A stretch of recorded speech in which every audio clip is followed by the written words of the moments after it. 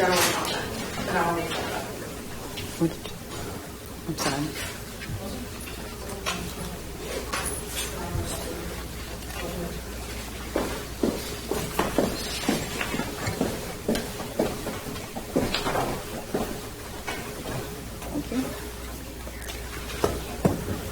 I'll call Eric Anderson, please.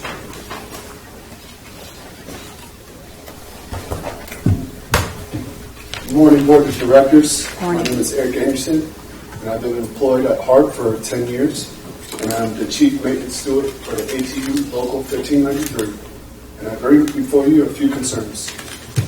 First, I'm requesting de-escalation training for all maintenance personnel. I've been making this request at the Safety Committee for months, and it's not been scheduled as of yet. Please consider this request as well as including streetcar employees, as we encounter the public on a daily basis. My second concern is I want to bring up an incident that happened on October 31st, when a master technician was forced to pull water pump and spill ethylene glycol, which is the toxic ingredient of what we know to be antifreeze. As we look for ways to be environmentally friendly, purposely spilling toxic fluids on the ground, all for the sake of bringing the bus back to the garage, should not be the way. Our contract states that authority should make reasonable requests for the safety and health of its employees. We believe requesting a tow truck in this matter was in fact reasonable. Therefore, I'm requesting support for tow truck so we can keep our environment safe. Finally, I'm requesting an investigation into the denial of the level 1 grievance for the same incident, as I just discussed. The shop truck is outfitted for most roll call incidents, but not all events. Furthermore, the grievance response suggests employees do not control their own safety. In contrast, our contract stipulates no employee shall be required to work in a hazardous or unsafe situation without proper safety precautions being observed. The technician observed this to be unsafe, but was requested to do so anyway. As long as employees are making reasonable requests, we believe we should get this support. Overall, this local, ATU 1593, values the safety of all employees. We hope you do too. Thank you. Thank you. Are there any more comments? Thank you. We will move on to our safety. Yes. Could we ask the interim CEO to give us a report on the incident just stated by the employee? Eric Anderson. This is the first that I'm aware that there was a dispute. Yes, I wasn't asking you to speak to it now, but sure, but we will certainly follow up on look into it and give us a report, please. Thank you. And that would include all follow-up actions mentioned today. Sure. Thank you. We'll have a report at the next meeting. Thank you, sir. Thank you. Excuse me. So that would include the de-escalation training and the scheduling of that as well that he referenced? Yes. Yes, we'll follow up with the report as to what that will look like and when it will begin if it's not already in progress. And including the streetcar as well. Yes. Thank you. Thank you. Colin Malloy for Safety Management Systems update, please.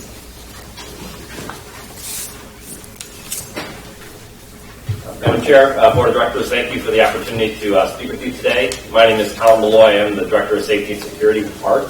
And I'm here today to speak about a new framework the FTA is putting forward called Safety Management System for SMS. So how I'm going to talk about today is first I'm going to reference the statutory requirements of SMS, really giving an update of what safety management systems are, and then going down in detail at a high level, talking about what a safety management policy is, safety risk management, safety assurance, and safety promotion. And then at the end of the presentation, obviously any questions that you may have. So a little bit of background in terms of safety management systems. This is really an FTA-driven initiative that all transit agencies must adhere to. Really, the background is a number of agencies, such as WMATA, CTF in Chicago, had a series of very unfortunate incidents that Congress took note of and said FTA needs to look at enhancing safety throughout the transit industry. They did that through MAP 21 and the FAST Act, is that Congress took any type of transit agency that receives FTA funds that they have to revitalize and reformat their agency plans to a public transit agency safety plan. This requirement was issued through the notice of proposed rulemaking and became a final rule. And with that, agencies have to, by July 20th, 2020, have this new plan in place. So what I'm here today to do is, you'll see in our next steps towards the end of the presentation, how we're going to prepare for this July 20th. But I want to make sure that this board and this committee has a good understanding of what SMS is, and when we bring forward the plan later in the year, that you have a background in terms of what we'll be asking the board to approve later on in February or so. So a key difference for the requirement on the safety plan is that it must be signed by both the agency's accountable executive, in our case the HART CEO, but it also must be approved by the board of directors. This is a kind of systematic change that FTA put in place, and the idea is they want to enhance the safety culture and kind of get the board of directors involved as well. So later this year, or actually early 2020, we will be bringing forward the Public Transit Agency Safety Plan, and it does need to be communicated to the board, any questions you may have, and then signed off in terms of the resolution. So one of the things FTA is asking is that we get top-down leadership support from both the board of directors level and the CEO. We also work hand-in-hand with the State Safety Oversight Office, which in our case is the Florida Department of Transportation. And for multimodal agencies, such as rail, or if you have rail and bus, you have a choice of whether you can do two separate plans or one plan in unison. So what really is SMS? We hear this acronym. SMS is made up of four components as a whole. So one of the things that I'll talk about is safety management policy. That talks about the agency's commitment to safety. It also then talks about safety risk management, which is really how do you prioritize your risks? How are you being more proactive of identifying trends and analysis as opposed to kind of being reactive?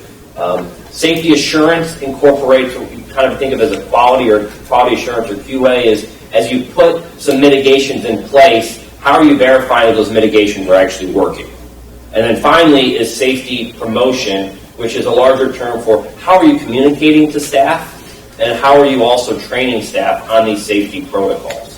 One of the things that FTA found through this rulemaking is that agencies had areas of improvement in terms of how they outreach to frontline staff as well as how they train some of their frontline staff. So the SMS program puts it as a core component that really makes training and communication to employees a key critical pillar of this program.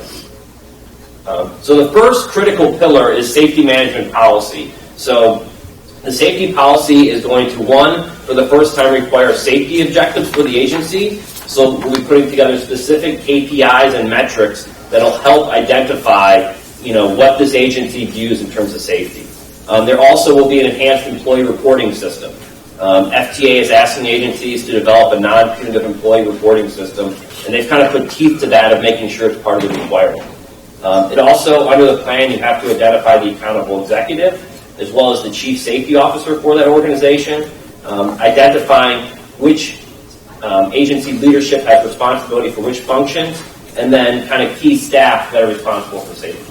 So that is all going to be wrapped up into a safety policy statement that the CEO will be signing and we will post throughout the agency, as well as on the intranet and our SharePoint sites. The next is really that safety risk management. That's where I talked about FTA is asking transit agencies to be more proactive. Current safety programs have a tendency of being a little bit reactive. So they've looked at really a business-like approach of how do we identify trends, how do we use that data and make thoughtful decisions to help our agencies be safer for both our employees as well as the riding public. But again, the safety assurance aspect will, again, they put a big focus on data. So if you hear me talk about data and metrics and KPIs, FTA has really pushed agencies to say, you really need to have information backing up some of your decision making. This is the first time FDA has put these HART requirements in terms of wanting the data and the trend analysis. Now, HART has kind of done this already in terms of best practices with the agency in terms of across transit, but now it's going to be specifically mentioned within our safety plans. Also, the regulation identifies what type of events will require a full type of investigation. FDA didn't really identify that prior to SMS, so there's going to be specific criteria for what type of investigation goes forward. And then again, continually monitoring safety-related information. So it really becomes this 360 view where you're always looking at safety, you're always looking at how you mitigate and verifying that those measures are working in place. As well, rail and large bus agencies, which we are considered under FTA's guidelines a large bus agency as well as a rail agency.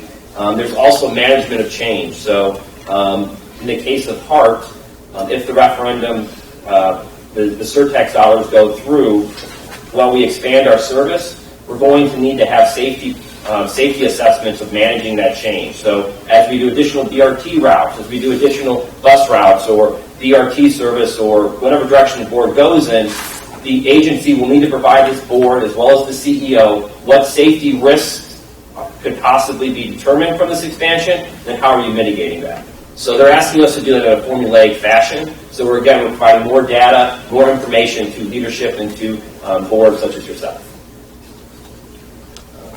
Again, safety promotion then kind of wraps this together. So you could have a great plan, you could have all these mitigations in place, you could have all these details, but one of the things transit did not do a great job in is kind of promoting and talking to their employees about this, as well as having these non-punitive reporting systems in terms of training. So safety promotion is really training and communication. And I talk about some of the things that we'll be doing internally at HART to meet this and to assure the board that we have a timeline of how we're going to meet these requirements.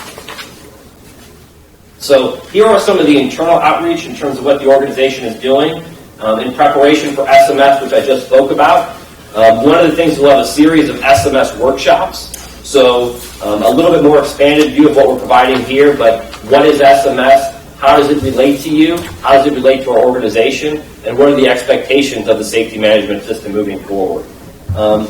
From January through April, we'll be having a large employee communication campaign in terms of what SMS is, how do you report something, how do you also identify a hazard, and how does the agency follow up with you in terms of what implementation we put in place to reduce that risk. We're also going to have specific training. So supervisors, HART staff, anywhere from frontline staff all the way up to the CEO, we're going to have specific training talking about what SMS is. And then as well as leveraging existing processes and procedures that we have in place. HART has a number of great policies in place. We have a number of great procedures and relationships from the different departments. So we're going to leverage things that work and then enhance things that need some improvement. And then again, FDOT is a great partner on this. We're working with FDOT in terms of what exactly they're looking for in the plan and how we meet their requirements as well as the FDA's requirements. So again, here is next steps. We wanted to provide an overview to this committee in terms of what we've done, where we're going, and how we're going to be prepared to meet that July 2020 deadline so that HART remains in compliance. So some of the things we have done is we have completed a gap analysis. So what the gap analysis did is here's this new requirement, and then here's the existing requirement. To meet that, what areas do we need to focus on and work on? That was completed. We've developed an SMS implementation team. The team is made up of staff from across the different departments. So you have members from HR, from training, from safety, from operations, from procurement, really a cross-department approach of making SMS work. We've also developed a kind of more detailed transition plan to leadership that talks about specific milestones. And then the plan itself, which PTAS stands for Public Transit Agency Safety Plan.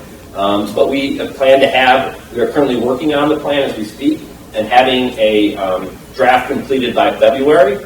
We will then come back to this committee in March with the plan and be available to kind of talk more in depth about what is in the plan and also address any questions you may have. But in March, we will be seeking your approval to approve this plan, and then we would move forward with providing it to FDOT for their oversight submittal. And we're currently on task to do that by April 2020, and that gives us a little bit of wiggle room to meet that July 2020 guideline.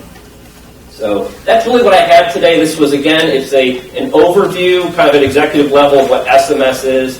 The key takeaways that we really wanted to talk to this committee is that we wanted to just give you some background of what SMS is, what SMS entails for this organization, and kind of give you a timeline of next steps, as well as when we come back in March, we wanted to make sure that we fully kind of briefed. But I'm also available, open up to any questions you may have. Thank you, Colin. Thank you. Yes, you mentioned the participants in the SMS team, but you didn't mention maintenance. Are they part of the... Yes, the maintenance department, and we'll be reaching out to well as our collectively bargained staff from both ATU, Teamsters. Maintenance is part of this as well. So it really is all facets. That was just a slip. I didn't say maintenance, but we're encouraging all departments to be involved. Maintenance has a huge part in this as well. Yes, I would think. Thank you. Yeah. Thank you. Councilman. That was my Schussler. question. The union is involved. How many members on your entire committee?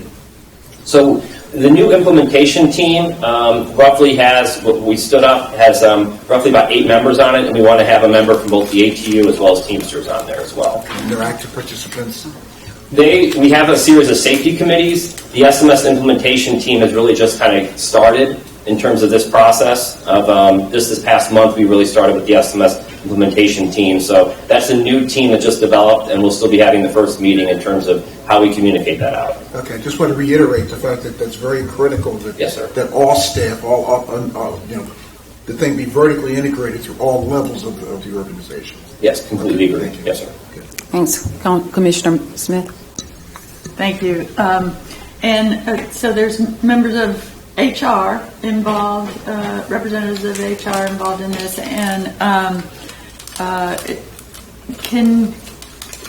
is it March when we'll see the full plan and understand that the training programs for de-escalation that the gentleman mentioned in public comment, or is there something coming sooner for employee training for the de-escalation? In terms of the de-escalation, I'm working with the training department. We will make sure that occurs and have a follow-up with you guys in terms of dates at the next meeting. Okay. So we'll definitely have that tackle working with our partners.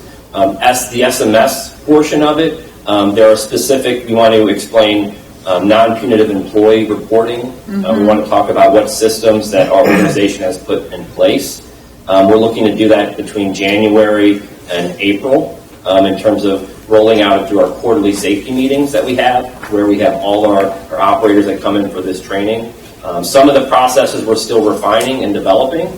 So one of the things of exactly how does an employee report a hazard in an enhanced fashion, we want to tighten that up.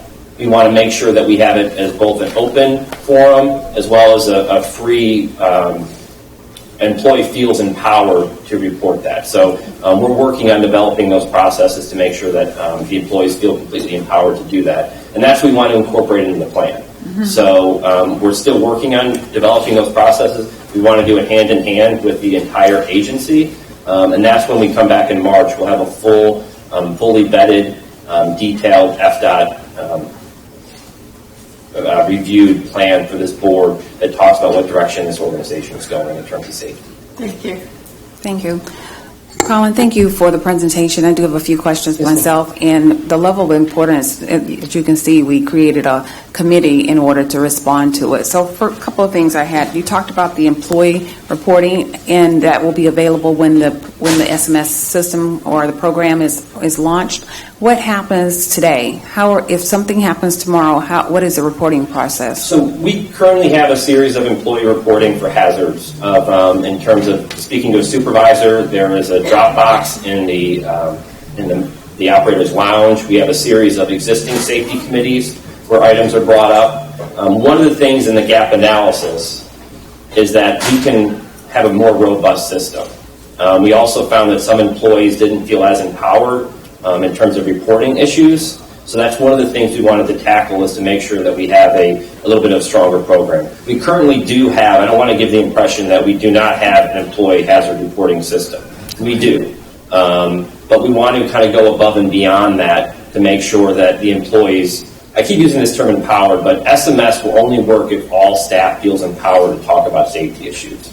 We've made some great steps in this past year. There are some areas of improvement, and that's why we're working on developing these new plans, these new processes, and these new systems to make sure that we really want to be best in class on this. Thank you. Last question about investigations.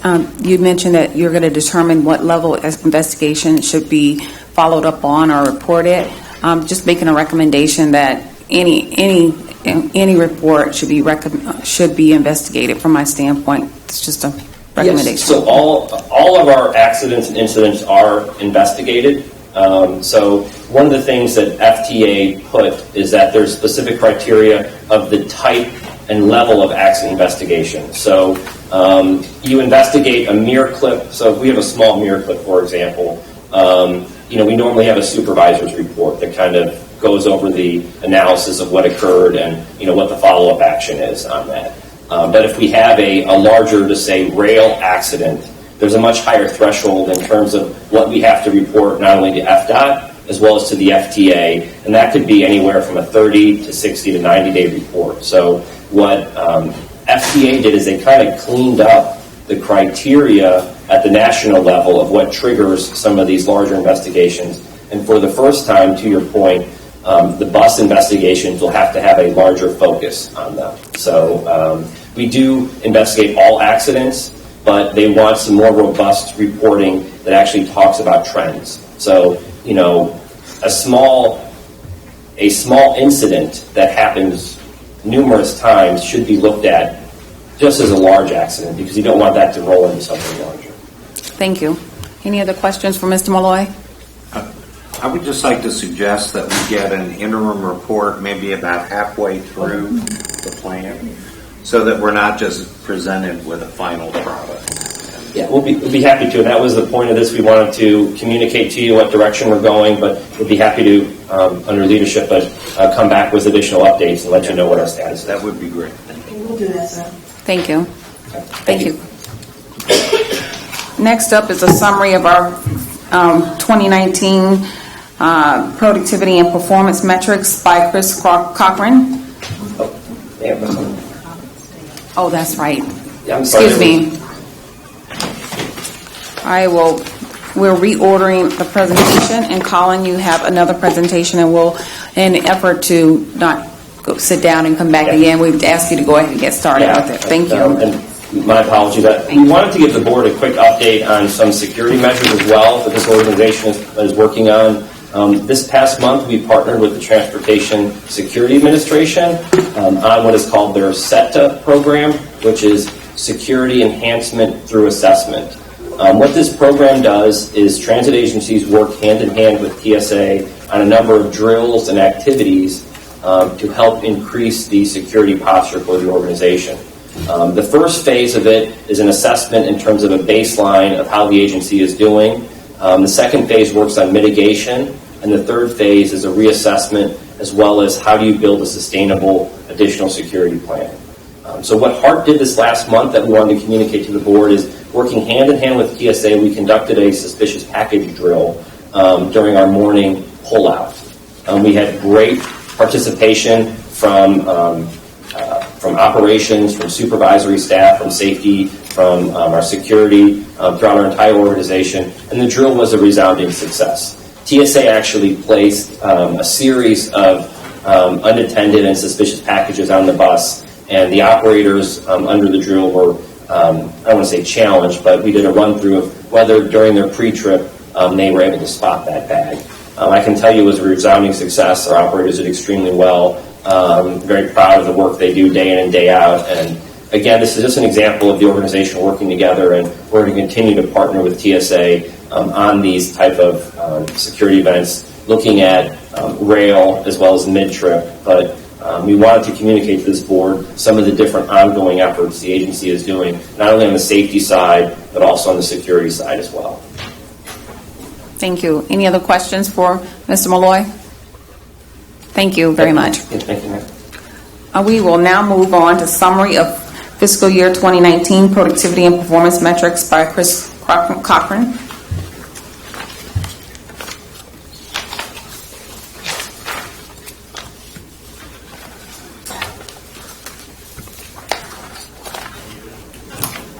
Morning, committee members. My name is Chris Cochran, Director of Service Development.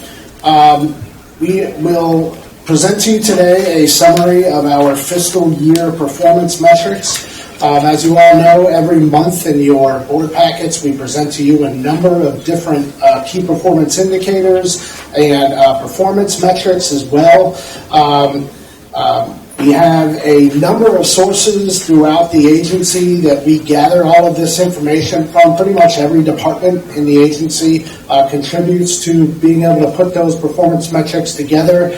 And Christina Buchanan, who is both a scheduler and a transit analyst in our service development department, is the kind of our data guru who puts all of that data together so that we can use it in a way that allows us to analyze it the best we can to bring better services to our customers and be able to present it to you in a way that best makes sense. So her being the expert thought it would be best for her to be the one to be able to present this data to you. So I'm going to go ahead and hand it over to her. Christina. Good morning, committee members. Christina Buchanan, scheduler and planning analyst. As Chris mentioned, we do collect data from a variety of sources. I just wanted to give you a little overview on several of those sources. We use our automated vehicle locators to calculate our on-time performance. C-Click Fix, which is primarily used by customer service, gathers the complaints, the comments, suggestions, commendations, and then they are distributed out to different entities, and they have a lot of dashboard capabilities to provide further metrics. We get direct observations from our control center, and we also have statistically random surveys that are per FTA guidelines to obtain passenger miles traveled. We collect the data to be able to perform trend analyses, key performance metrics, and board reporting that Chris was mentioning, as well as to respond to internal and external inquiries, do our grant board invoicing, and then our national transit database monthly and annual reporting. So the NTD is we report that to FTA, and to give you a little bit of a background, NTD was established by Congress to gather and report information and statistics on transit systems. We are required as recipients of FTA grants to submit the data, and that performance data is how that formula funding is calculated for our grant funding. So we do provide a lot of data on a variety of departmental areas, financial, maintenance, service, which is my primary focus, as well as safety event reports. So passengers per revenue hour is the most common tool for evaluating effectiveness and efficiency of routes, as well as to benchmark our system against similar agencies. Typically, the routes that have the highest passenger per revenue hour are evaluated for frequency improvements. Those that are the lowest performing are reviewed for efficiency changes, marketing campaigns, route redesign, or other operational adjustments. The charts that you see here is our local service, and it's broken down even further into frequent, 30-minute, and 60-minute. Our frequent routes are the ones that serve densely populated urban corridors. Whereas our 30-minute ones serve still fairly highly populated urban corridors, but they also start bringing people into the urban core, while our 60-minute frequency routes are feeder. They go from the extent of the county lines into the downtown area. One important thing to note is our passenger per revenue hour for the entirety of our fixed route system was 18.57, and that is approximately 20% higher than our two closest peers, PSTA and JTA. However, if you break it down even further with this frequent 30-minute and 60-minute, our 15-minute routes actually have a passenger per revenue hour of 25. Our 30-minute have approximately 17, and our 60-minute are about 13 and a half.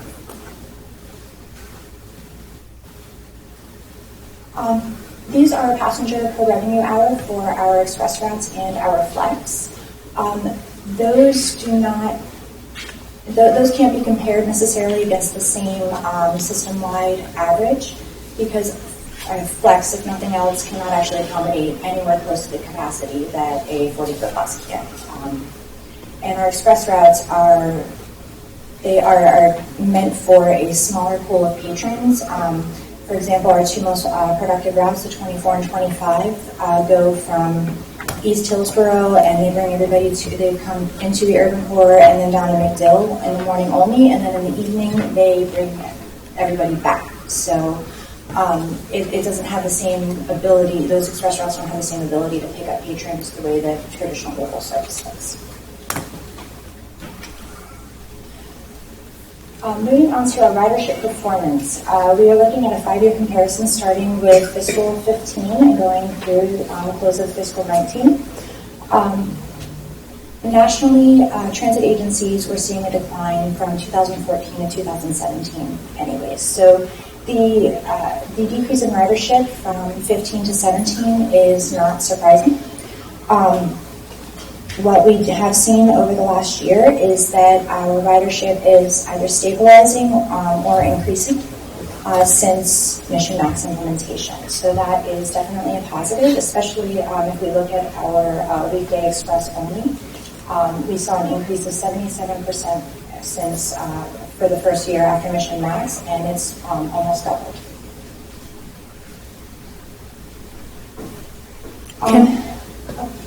Yes, ma'am.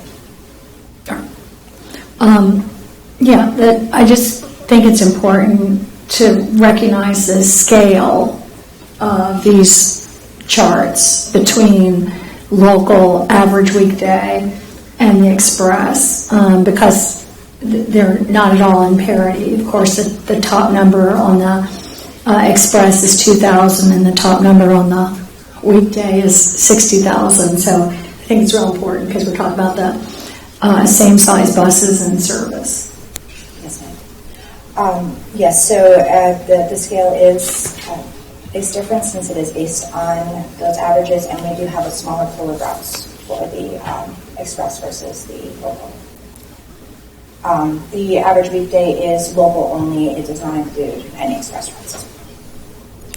But if you look at the chart at the bottom, the percent change is 77% in fiscal 18 compared to fiscal 17 for our express routes. And we did see a decrease in our local in fiscal 18, but that was to be expected. We anticipated ridership decrease after Mission Max because we were eliminating some service. So here on these charts, against Commissioner Kemp's point, the scale is a little bit different, but the focus is looking at the trends of the lines themselves within each graph. So we did see again that declining ridership from fiscal 15 through even into fiscal 18. Again, the shock of Mission Max. It's been taking a year or so to really begin stabilizing. But we can see that at the close of fiscal 19, we have started seeing increases. And we see that consistently on a month-to-month basis since for the entirety of fiscal 19. One of the goals of Mission Max was to be able to increase ridership by increasing availability of service on the weekends. So here we can see a chart of our total ridership, as well as the table showing the increases. This information was provided in the board packet. We did have a 4% increase in fiscal 19 over fiscal 18, which is very promising. Again, that shows that the ridership does appear to begin to stabilize. And then the table at the bottom provides you a comparison of close of fiscal 17 to close of fiscal 19. So again, we do still see that decline in our averages on local weekday in those comparisons, but the express ridership is a very significant increase. Our Saturday is a solid increase as well as Sunday. And again, we have that decrease in our overall ridership, which was anticipated. Again, Yes, ma'am. if I could. Yes. I just, thank you. It's, we're talking pre-mission max to post, again, 41 to 36, and a minus 12%, I know. But when we're talking about that weekday increase of service of 96%, we're only talking about 898 to 1,760. So I just think the scale, again, is so extreme on this. It's worth pointing out as you look at it. Yes, and it does also tie into, we have our 275 LX, our 360, and our 60 LXs, which do operate 7 days a week. So that ridership, these 275 and the 360 especially have been pretty successful since implementation. So that is another thing that is playing into it.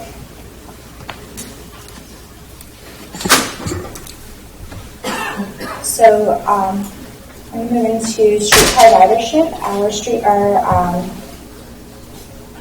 Our free fares program has been wildly successful, to say the least, and those extended hours are equally so. It holds steady at about 8 or 9% consistently every month, with the exception of the handful of months where people are perhaps on vacation for spring break with their children or Christmas. So overall, it's approximately 8%.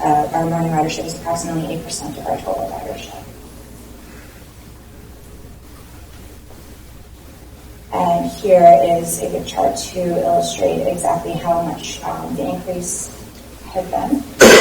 We do see an increase in fiscal 18 that is likely due to the free Saturdays and Fourth Friday promotions that we were doing throughout that year. But even still, the free fares have nearly tripled our overall streetcar ridership. And are there any other questions?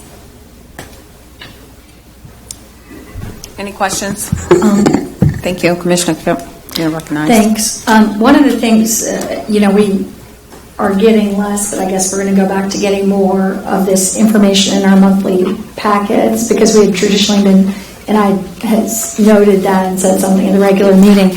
But one of the stats that I think would be really important to start including is cost per ride. That's a comparison I typically see that I think is a really good measure for us to be aware of. Thanks. Any other questions? I have a question in regards to your passenger per revenue per hour. How are we doing in comparison to our forecast? What did we say we were going to do? Because it seems to show the trend, and I understand the value of the trend. It's just in comparison to what do we expect? How do we determine our measure of success? So that is established from our top scorecard. I would have to confirm exactly how far. I know that we were breaking it down by fixed versus flex, as well as I believe Kara may have been on there as well. So I will have to confirm that, and I can send you a nice breakdown of all of that. That'd be great in comparison to fixed, flex, all of these. I just don't have a recognition of is 4% good or not good? Is it outstanding in comparison and so forth? So if you could help us with that, we'd like to understand more. It's a great topic for us to understand the facts and what the data says as well. Commissioner Kemp, you're recognized. Thank you.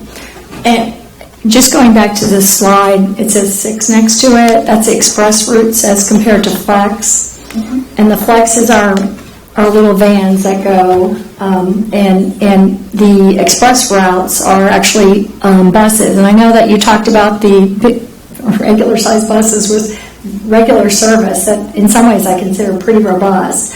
And if you said that, I heard you said the 275 LX you thought was very successful. Did you say the 60 LX2 or the 360? The 360. Okay, and the 360 and the 25 and the 24, they all go out to the Brandon, East Hillsboro Yes. area, correct? And is the 20X, that's Lutz? Yes. So the 275 LX is the one that goes from... Wiregrass to the airport. Right, and it's underperforming. I don't understand the success of it, honestly, or being characterized that way, because it is underperforming like our flex vans, you know.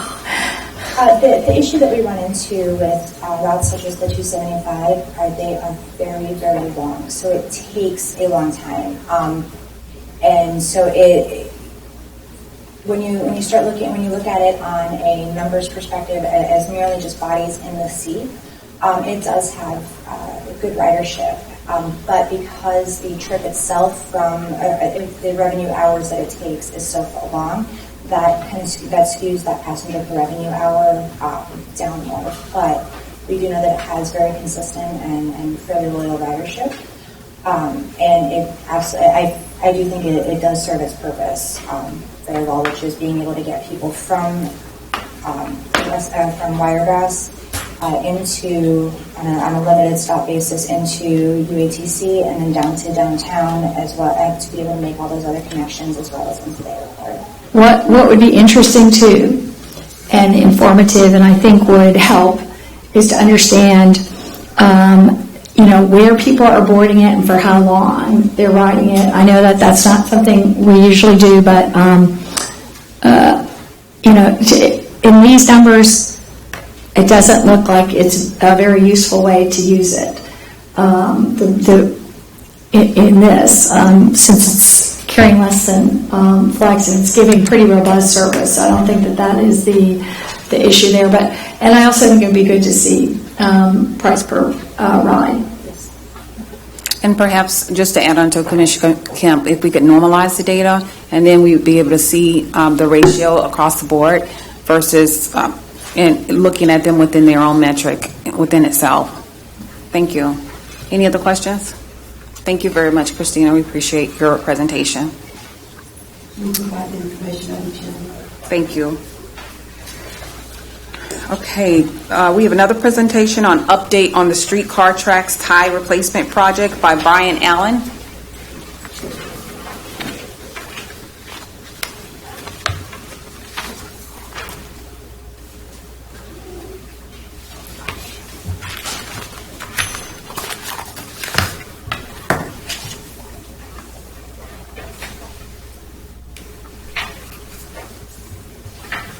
Good morning. Ryan Allen, Director of Streetcar Operations for HART. Since the streetcar system was built in 2002, we've had no major track work done on the railroad. And there's a number of areas that are ballasted track sections that were designed that way for drainage. The drainage, because of the way it was designed, the ties have been inundated with water over years. And they've greatly reduced their normal lifespan of 20 years.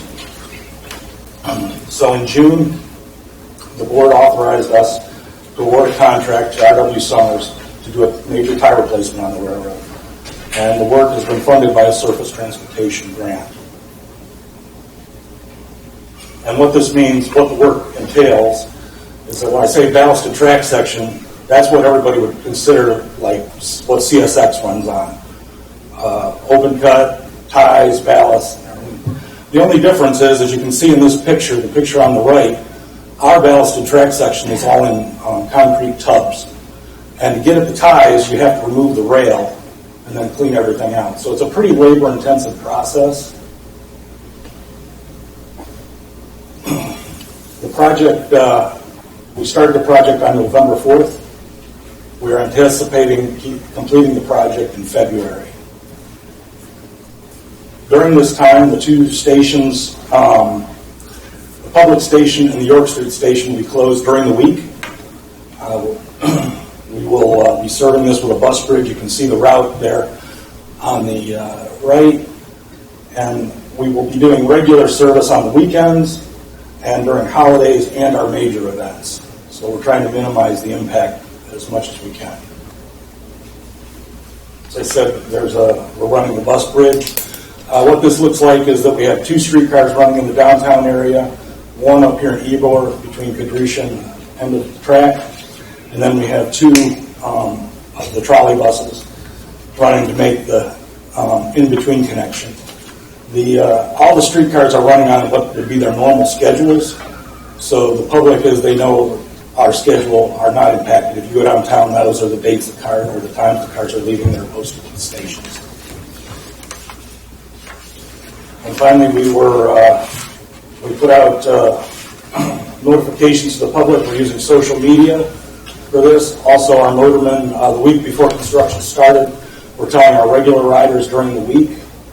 And as part of this, since we're not running an extra streetcar or the 4th streetcar, we have our motormen riding the shuttle buses so that our passengers have a familiar face to see and to help them with their making the exchange. Does anyone have any questions? Yes. So, when did the noticing start? Because I'm hearing from some members of the public that they were surprised, to find this and didn't have a lot of time to plan. It seemed like the noticing started at the end of October. It started the week before, and our motormen, I can speak for the motormen, they started telling everybody the week before. It just seems like a long period of time to be changing the service. It might have justified a longer lead time to really be getting the word out to make sure people weren't surprised or counting on it. It's a little late now, but that's a comment that I have. I agree, and the point's noted. I'm sure communication is key. Question. Yes. Are the ties on the rest of the sections of the track not in need of repair? I noticed you're just going from 6th Avenue to Cumberland. So are the others in good shape? Or? No, we're doing tire replacement from 6th Avenue down to Cumberland. And that's the only ballasted track sections we have on the line. All the rest of it's embedded. Okay. So then there's no ties to be replaced. Right. And the rail in the embedded section and everything, all the embedded track is holding up really well. Okay. Thanks. Yes. Just one more question. It seemed like there was a lot of water damage.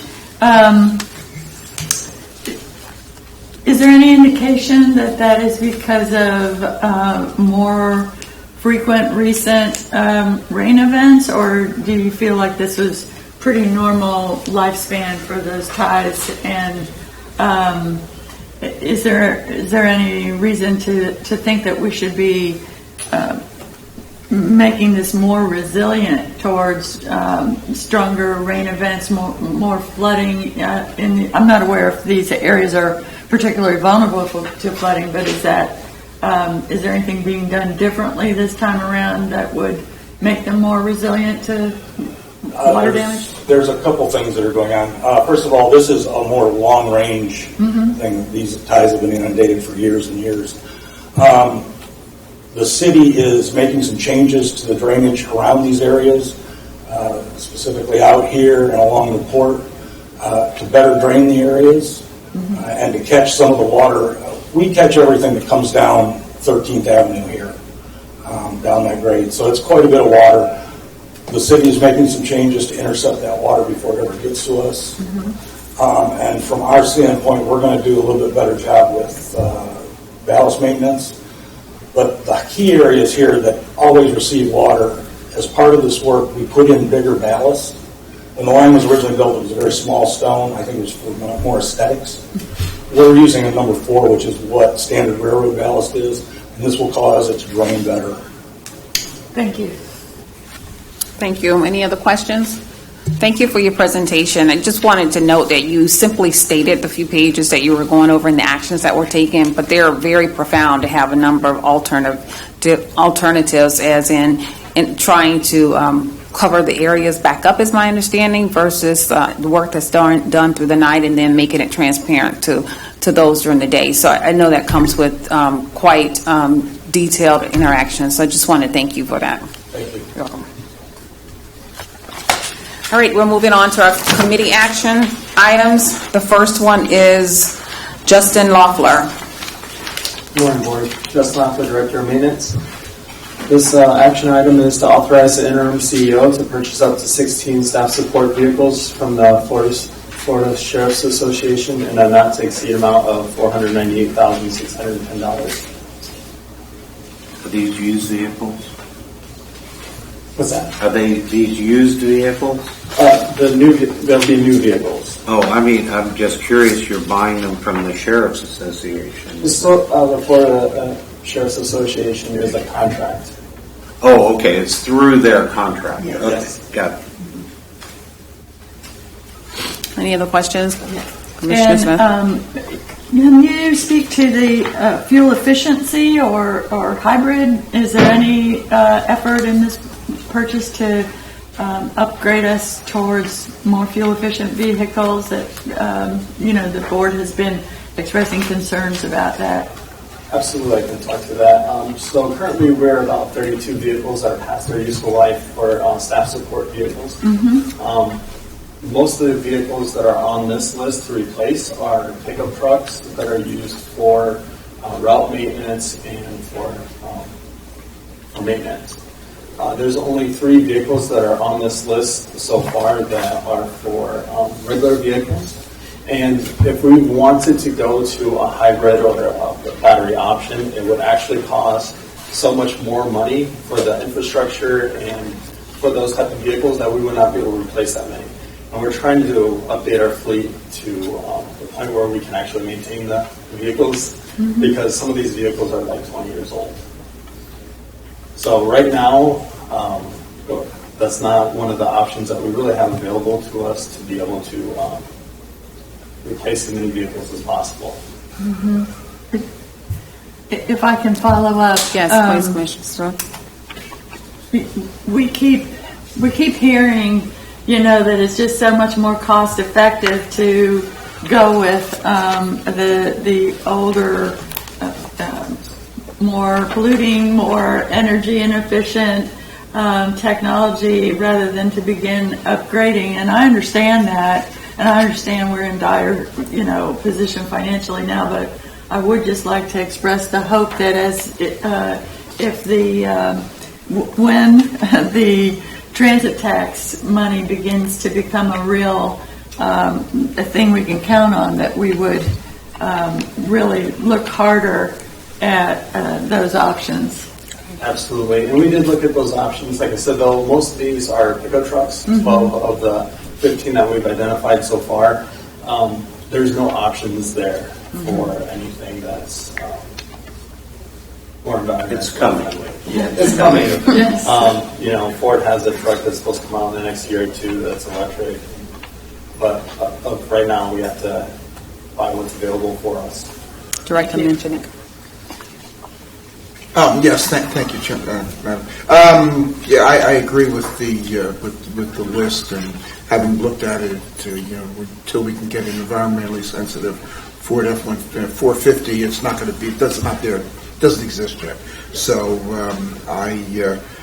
with the exception of the 3 vehicles, the Equinox, you're not going to do any better than what you're doing. Well, for the Equinox, actually, I think we're going to go to a smaller vehicle, maybe a sedan, and that will be more fuel efficient. Most of the pickup trucks you see, too, have moved down in class, so they will be more fuel efficient.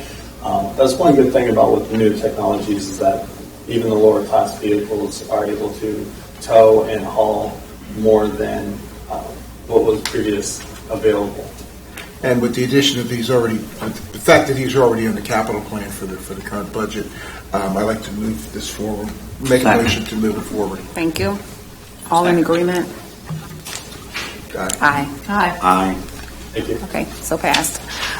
Justin, it appears that you are also on the list for action item C. Would you like to go ahead and talk about that, giving us an overview and make a recommendation there as well? Sure. Thank you. So C is to authorize the interim CEO to enter into a MOU to participate with Hillsborough County Aviation Authority for temporary use of the HART compressed natural gas fueling facilities. And this is for in case of emergency. So if their fueling station and a tram both go down, which is pretty unlikely, but they would have an option to fuel on our property. Do you have any questions? I assume they reimburse us for the cost? Yes. So the way the reimbursement will work is there's a website for the actual average cost of CNG, and so that would be the retail price. So the thought process there is that they would get their things back up and running as soon as possible. Sure. I mean, this kind of thing is a great example of agencies working together. Partnerships, right. I'll move approval. Second. Thank you. All in favor? Aye. Thank you. Thank you, Mr. Loeffler. The last item on the agenda is going to be represented by Scott Dringville regarding the purchase of Chevrolet and Cutaway type vans and mobility lifts for Tampa Transportation Systems. Thank you. Good morning. Scott Dringville, Deputy Chief of Fleet Facility. Save the best for last. So before I begin the presentation, I'd like to bring the committee up to date on the fleet status. I believe everyone is aware of the aging fleet on the fixed route side, but however, we also have a paratransit fleet that doesn't seem to get that same attention. When you think of aging fleet, you think of that big 40-foot bus. We currently have 56 paratransit and flex vans that are past their useful life. That's 66% of that fleet. With paratransit averaging 800 trips a day, a 14% annual increase in service, allocating the $4.4 million to replacing 44 of those 56 vans, would make a tremendous impact on operations and the customer experience. So in this presentation, I will be reviewing current paratransit fleet statistics and comparisons, useful life standards, and HART's replacement plan. And at the end of the presentation, I would ask if this committee would review and advance this action item to the full Board of Directors meeting on December 2nd.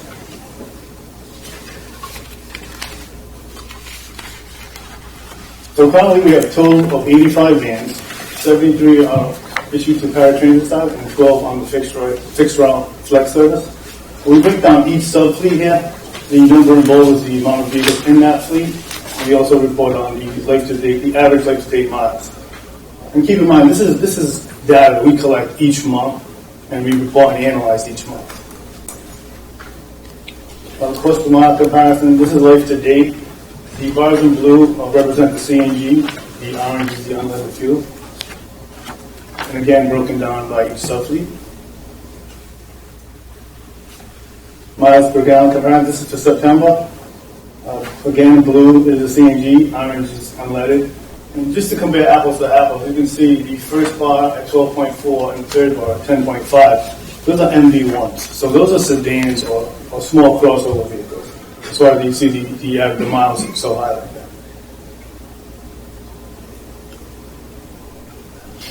So on July 1st, 2019, we implemented our temporary unleaded fueling station. By utilizing a $5,000 gallon backup tank for one of our generators, we were able to keep that investment just around $20,000. So average monthly use is about 15,000 gallons, and the September monthly average was about $1.80 per rig. I believe October we brought that down, it was down to $1.69. We also improved on employee safety. We eliminated fueling paratransit off property at night. And monthly savings, we average service time per vehicle went from 35 minutes off property to 15 minutes on property. We saved 20 service hours weekly, focus on other areas, and the administrative tracking of fuels went from 30 hours a month to 2 hours.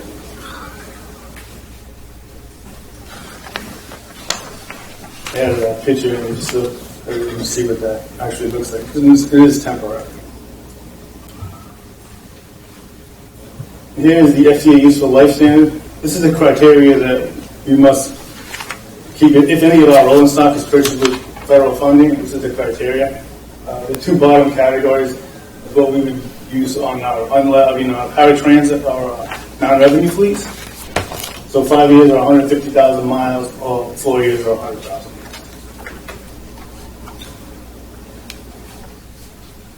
This is HART's current replacement plan. The highlighted fleets are the fleets that need replacement immediately. It's currently 56. The first column shows the model year and the year we purchased. then the replacement year, the number of vehicles we ordered or purchased, number on order, the average miles, the projected price, and the projected total.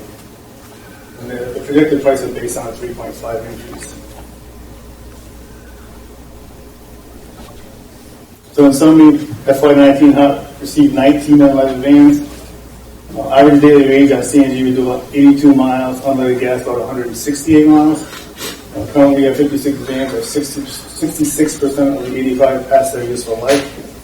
Final board approval, Howard issued a PO to replace up to 44 paratransit vehicles, bringing the fleet to 12 vehicles, or 10% past the useful life. This will keep the replacement plan on schedule, and also would enhance the customer satisfaction and the response. The next steps, we'll ask this committee to review this action item, authorizing the interim chief executive to purchase up to 44 Chevrolet 4500 cutaway type vans with mobility lifts from Florida Transportation Systems, and not to exceed amount of $4,425,000, and advance this item to the full HART Board of Directors at the December 2nd, 2019 meeting. Thank you. Any questions? Commissioner Smith? So how do these vans compare to the current vans that they're replacing? So the vans we're purchasing are actually the unleaded, so they'll be identical to the 2019 vans that we purchased. Mm-hmm. And through our statistics, they're doing very well. So when you buy an unleaded vehicle through Florida Transportation, you order the chassis from the OEM, so the original equipment manufacturer would be Chevrolet. So they would get the original Chevrolet engine on the chassis, and they would move it to the paratransit vendor who would build the actual bus. So they would be identical to what we have now. And there's no reason to send this to the ADA committee of HART. This comes to this safety and operations committee instead. These vehicles are ADA compliant. Yeah. So they're just the same as what we have now. What we had before. All right. Thank you. I took your question down to follow up just to ensure we have the right information and process it accordingly. Mm-hmm. ADA. Okay, Councilman Fischler. Yes. Hey, Scott, what's the cycle going to be for this? How long is it going to take to So facilitate this? If you put a PO in, it'd be about 6 to 8 months.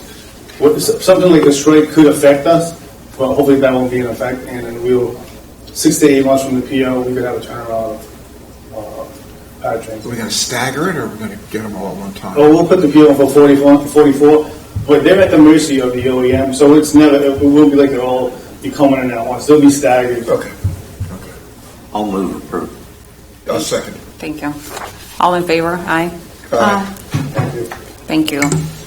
Move this passed. Thank you. Are there any other, any older new business we need to discuss today? Otherwise, I'll call this meeting adjourned. Thank you. Thank you. Thank you. I really need